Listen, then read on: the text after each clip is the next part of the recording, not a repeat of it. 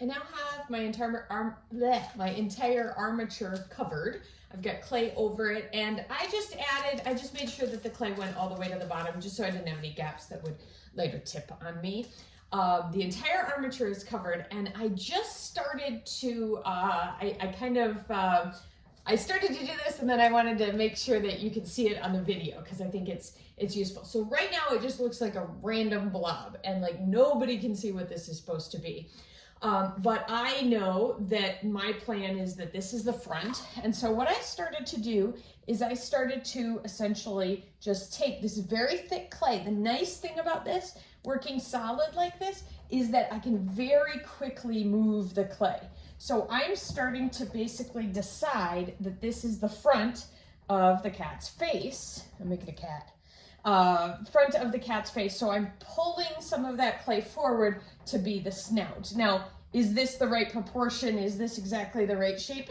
It's pretty rough, but I'm getting that cat shape. And then I'm going to pull some clay up. The ears kind of are out here. I'm looking at my picture. Photographs are great if you're working from real life. Mine is planning to be a little bit more stylized today.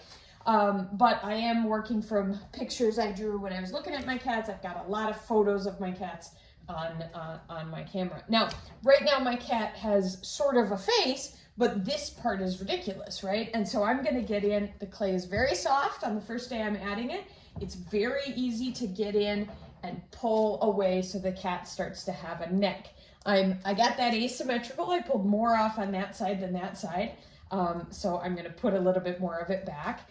And then my cat is going to have kind of fluffy stuff kind of coming out here. So I want to leave the soft fluff on the front of the cat. But that, in real life it's soft. We're going to make a clay sculpture. So anything that is soft and fluffy, we're going to have to sort of recreate out of the clay. And so I don't want to spend too much fuss with it now, but to help me remember what my plan is, I can add a few of these little tufts, you know, when you think of the cat that has that stuff coming forward on it. My eyes are going to be roughly there. That's my nose. Now, right now this cat has weird shoulders and then turns into a blob here, but I actually want to spin around and see what my proportions look like from the side. Because right now, and actually if I get all the way to the background, I've got a lump over here and not over here. Like it's not symmetrical here. I don't know if you can see the depth there, but it comes out this way. So I need to remove some there, add some back over here. And the best time to do this is right away when it's wet. I have seen students kind of wait. They're afraid to move the clay and they wait and wait. And the problem is the longer you wait, the more your clay is drying out. And right now is the easiest time to get that stuff moved. And there's going to be these awkward times in the middle where you have just like a random thing sticking out, right? But I know that I need this to come in a little bit for the head, but then I'm going to need to, actually I need it to come in quite a bit more than that. And then the cat is going to have more backside back here. As I look at the side view here, I realize, wow, I am far from having enough clay back here. So that tells me I've got to add quite a bit here. Before I even figure out where the legs go, and now that I look at the front again, I realize I've got a hole here. A paddle is also really helpful. So if you get some section too big, you can very quickly pound it out of that space. So this is starting to look a little bit more even, a little bit more symmetrical. The cat's paws are they're actually going to be a little bit farther back. So I've still got clay to remove.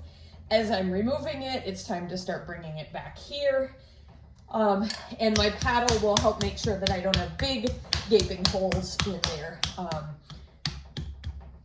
I will have a hole in there later when I go to take this apart, but I won't have gaps that will kind of run me into trouble when I'm trying to work with it. So I know right now, if I look at it from the front view, I've got too much width here. I can kind of draw myself some lines. You know what? A lot of this has to come down. I've got the poofy part here, and then it sort of needs to come back farther into there. So those guidelines can help me plan as long as I remember what those guidelines are for. If I walked up to you, I might look at your guidelines and say, I have no idea what's going on. But as long as you know, okay, I'm starting, this is a reminder to myself that I'm going to take more away over here. I can do a similar sort of thing when I look over here. I know my leg is going to start to happen right about there. I know there's still extra clay I have to take away from there. My paw's too high, but it's going to be kind of there. And then it can help me try to figure out, okay, there's going to be the hip back here. It's still probably not, I don't have enough clay here, but I can start to rough in kind of where that hip goes so that when I approach this, I'm not sort of overwhelmed by looking at this whole lump of clay.